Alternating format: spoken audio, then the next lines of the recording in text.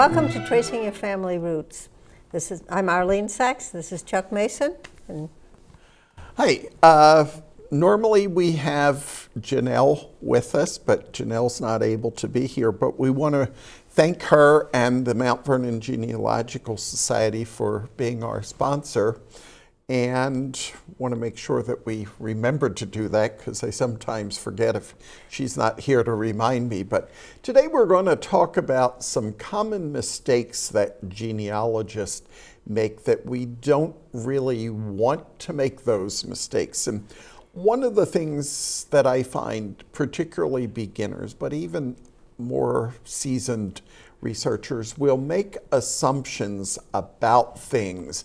And so they limit the records that they may look at or the places they may look for records. And they've incorrectly assumed things, and that creates problems. It limits some of the things that they look for in research and limits the records they may look at. I did this early on because I assumed my great-grandfather was orphaned according to my grandfather, and so I assumed that he was adopted, and I didn't know what name he might have been his original birth name. It wasn't until later I found, no, you're assuming things that aren't correct. But for a long time, I didn't look into researching my Mason line. I had plenty of others to look for. Well, I think immigrants run into that, especially when children were sent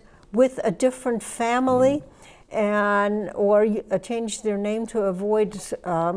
In Russia, for instance, when children, young boys were brought into the army at the age of 8, that they took a different person's name.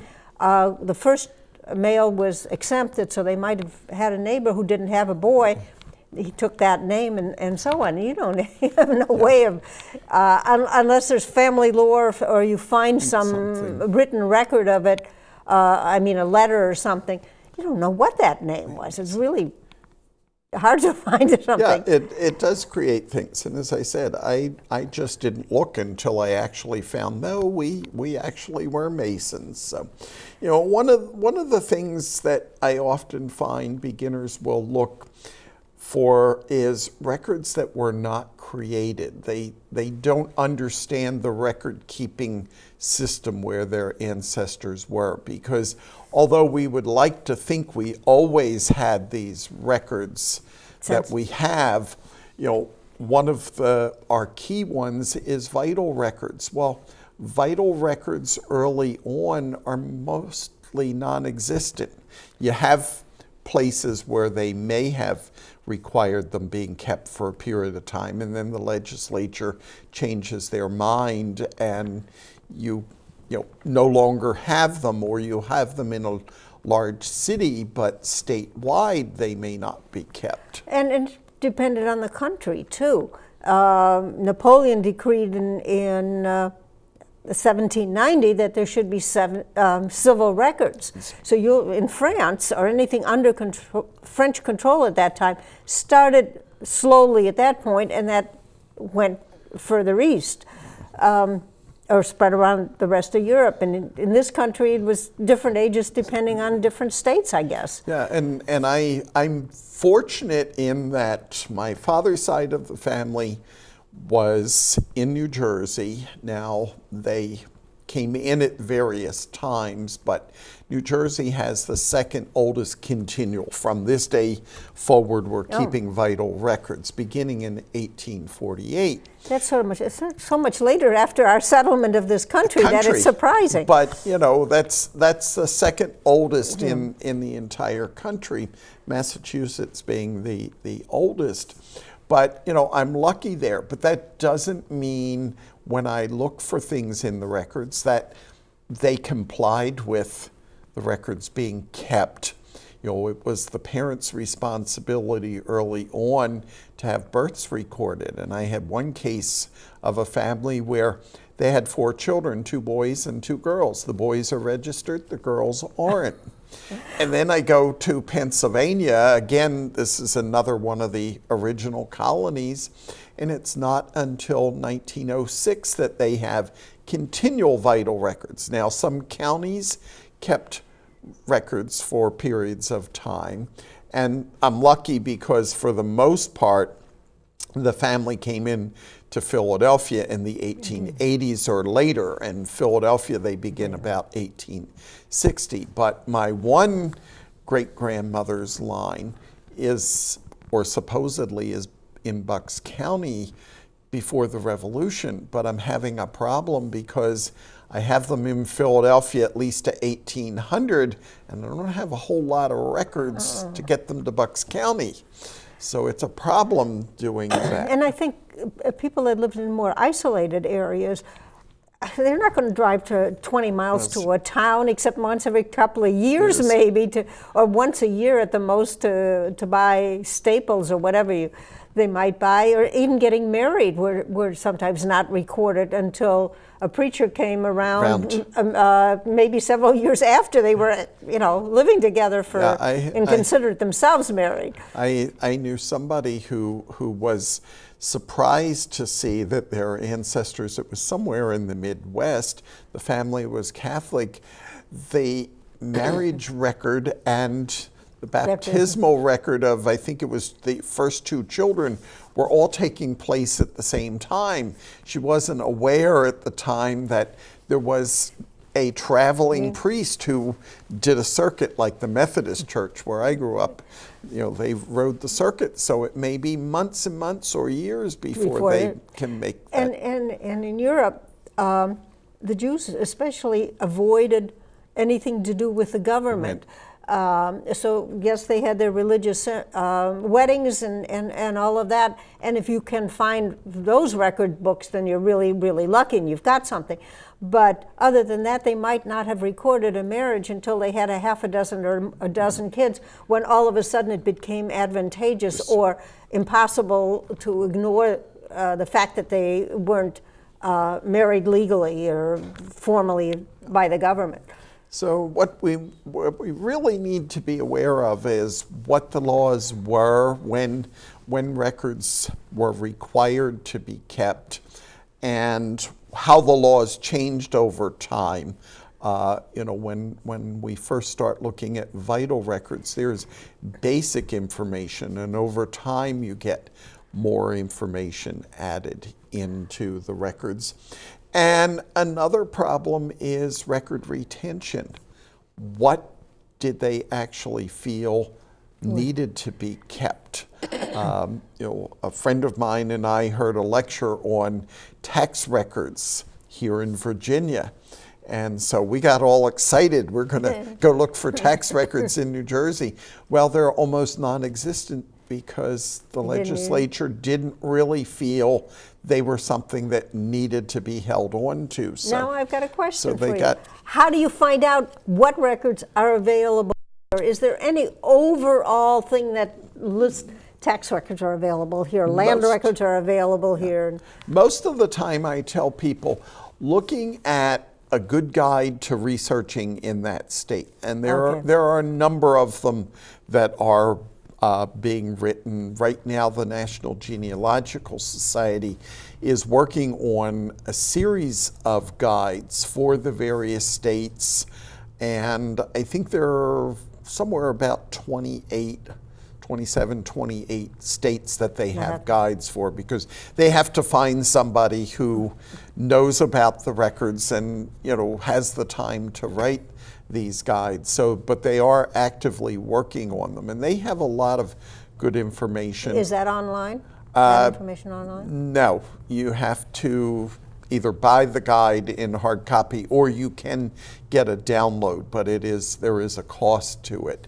Other places you might contact the state for that, or you would genealogist or national you would genealogist? contact the National Genealogical Society for that. A lot of times, states, particularly under their state archives websites, are putting up information, and of course, again, some states are more user-friendly than others.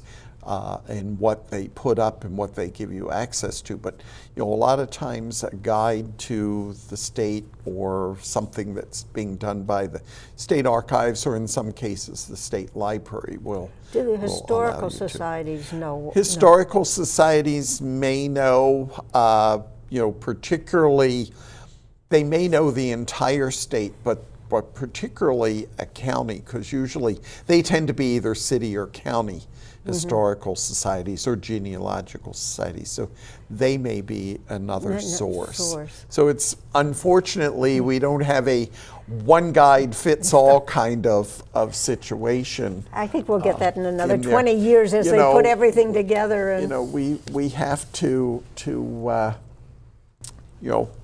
work with what's available. So, one of the other things that I find is people will take selective groups of records that they're comfortable with, and they'll restrict looking at other things. They won't branch out into things. And, if you don't have records, for example, unfortunately, I think New Jersey has the biggest loss of federal census records, because the first 4 they were taken, but they don't know what happened to them. So, people will get comfortable with records, but if you can't find them in the records, then what do you do? Or if they were never kept. I had a person who wanted to go on a trip that I was organizing to the state archives in Harrisburg a few years ago, and he was all excited because he was in need of vital records for his ancestors. And I said to him, where did they live in Pennsylvania and what time period? The 1700s. Well, they didn't exist.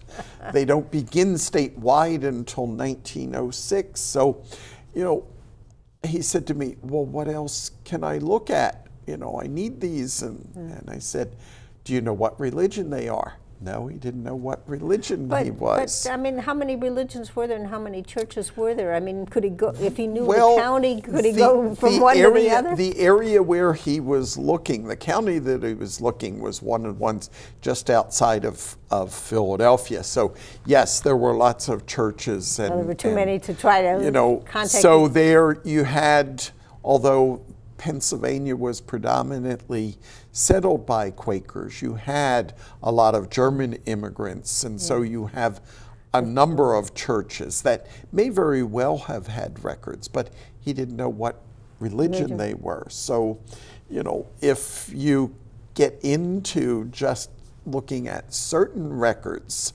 or I like to say records really are usually a part of a group of records. So if one kind of record in the group doesn't exist, there's other things. And one of my favorites is death records. People will look for the tombstone, and they'll look for a death notice or an obituary in the paper, and they'll look for a death certificate. But what happens if those don't exist or they haven't survived along the way? Well, I'm surprised how many people look at me when I say, did you ever try contacting the cemetery? There's not a marker in the cemetery, but did you contact the office? What records do they have?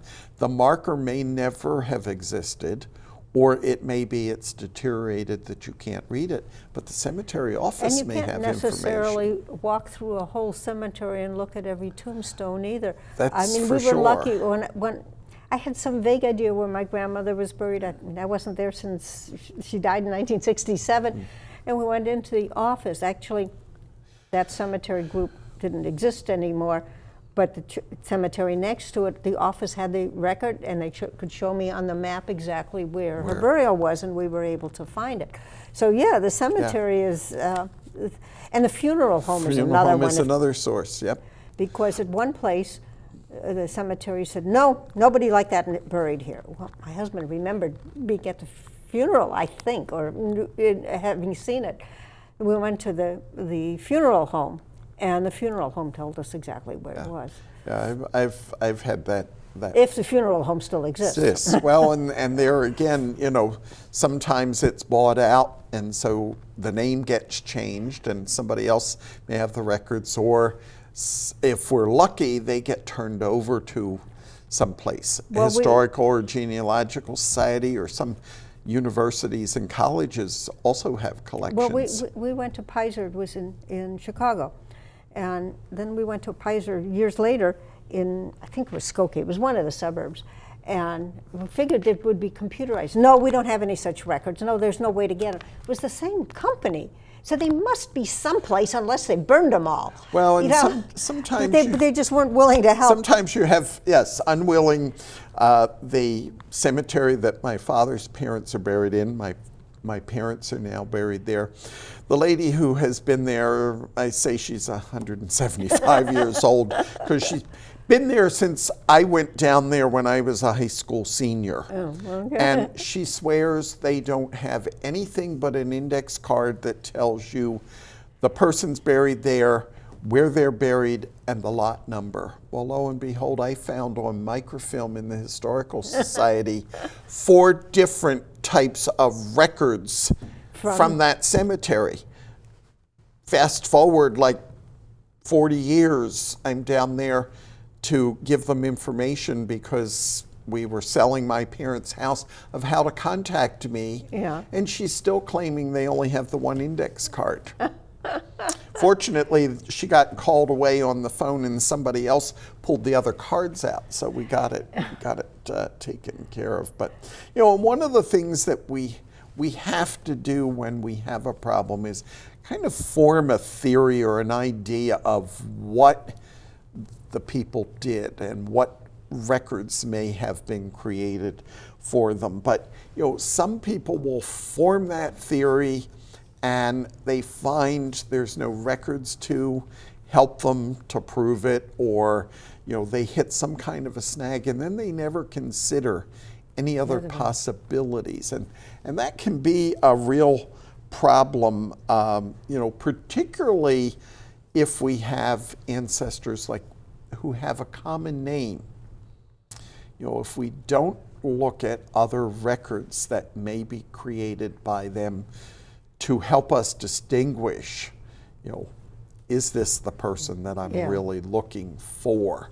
Because cousins can have, we talked about this on a different show, first cousins can have exactly the first and last name that are identical and be born at the same time. And if you're going back in records and you don't know something about their ancestors, how are you going to find out which one it is? And sometimes they use the big or the little behind a person to distinguish between two Tom Joneses or whatever. And so, we have to know to distinguish people.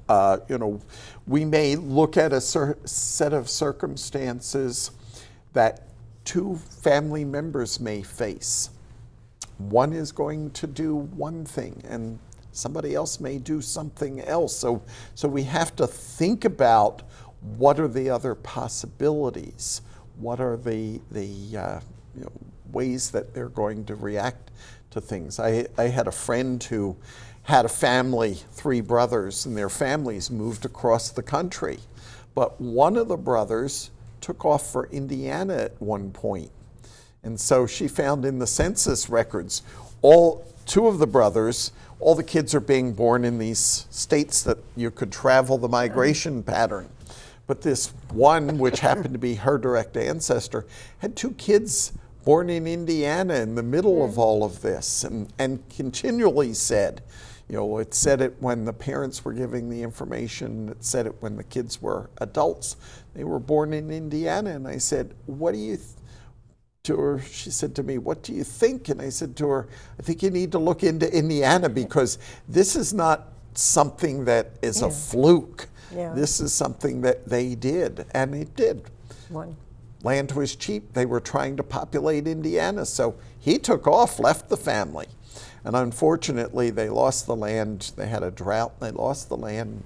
They went back to Nebraska where the rest of the family was. But, somebody else may have done something different So you have to look at all of those things. I think a danger, though, is that when you find the right name, often in a tangent somewhere else, that could it be somebody else with that same name, and how do you find out for certain? That's why the more you know about the family, the better off you're going to be. Knowing documents you get. Knowing who all the children were and things like that. I had a student years ago who only wanted to follow the direct line of his ancestors. He did not want to look at any of the siblings of any of his ancestors. And I tried to explain to him a situation, somebody that I knew, that they had to trace another line of the family, and they were able to get back a couple of generations and bring them forward by then moving over to another collateral family member. And what she ended up with was no document that said this was father and son, but all the evidence from all the records of the collective family pointed to it had to be that they were father and son. He didn't want to hear it. And so like 2 years later, I saw him, and he still had that same problem because he didn't want to think about anything else. And, you know, even then I couldn't get him to take and think about the possibility of using somebody else. So, you know, one of the things too that we have with things like that is conflicting evidence, where we've got two people with the same name, and are they the same? Or we've got a person who is all of a sudden being, or is located in one place, but it appears they're also located in another place almost at the same time. You know, cousins, probably. Could be. But or could be two different people, totally unrelated, but with the same name. Well, I have 3 birth certificates. My name's always spelled Arline. That's what I was taught. 2 of those birth certificates say E-N-E. Somebody, 50 years from now, looking at it, say, "Oh, she was trying to be fancy, spelling her name I-N-E." But you don't know. Of course, if they find other documents, my name is always signed with an I. With an I. Anything that they would find. One of the things that I've had a difficult time is with my father's mother, because she was a storyteller. And so, we always celebrated her birthday in June. And as far as I knew, she was born in 1897. But if you look at the 1900 census, where it asks the month and the year you're born, she's listed as being born in March of 1895. Oh, she was just made herself a little younger? Well, whoever gave the information, now it actually made her older. But when I looked, yeah, but she made herself younger by claiming. When I actually, because we can't find a birth certificate for her, even though they were required in New Jersey. But when I look at the rest of the family, and I look at when I can document her siblings, there's no way that her mother could have given birth to her brother, who was older than her, and have her born in March.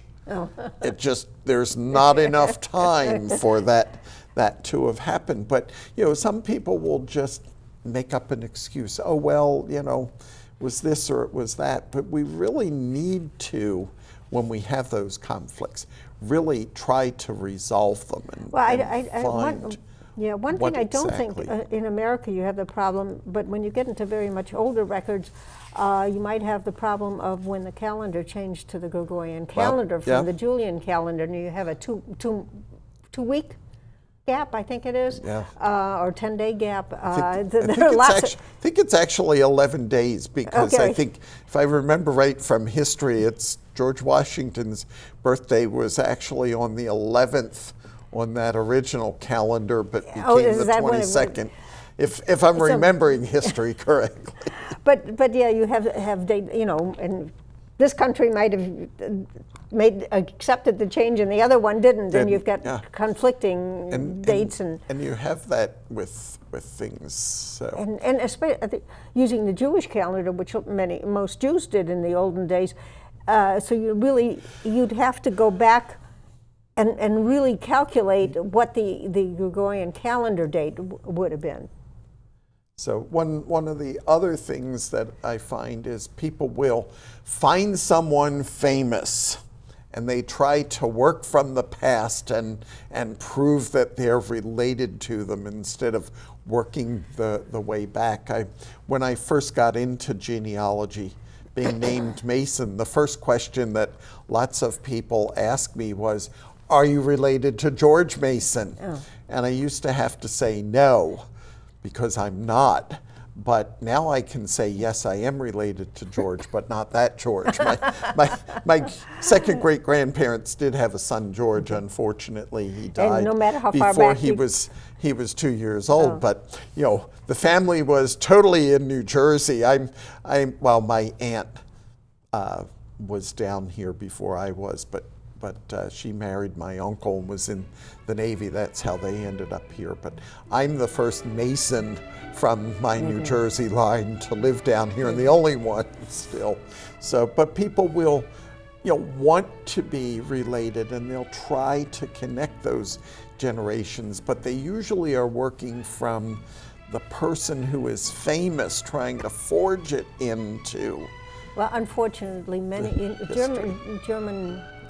Germany was famous for doing a lot of genealogy in the 1900s, and there's a lot of errors in that where they're connected where the Jews are connected to famous rabbis, which is questionable.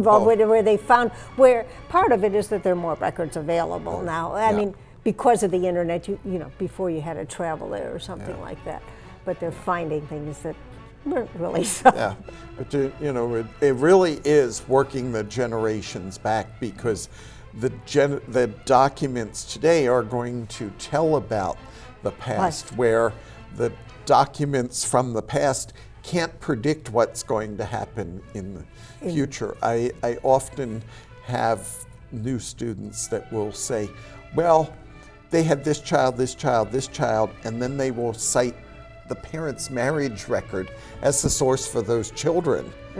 And marriage records don't predict who is there. So we're out of time. Again, we want to thank the Mount Vernon Genealogical Society for sponsoring us. And Arlene, we want to thank you for coming in and being here. It's always nice to see you, and always nice to sit down and talk to you when we're here. So, I said we can walk and talk through the credits, but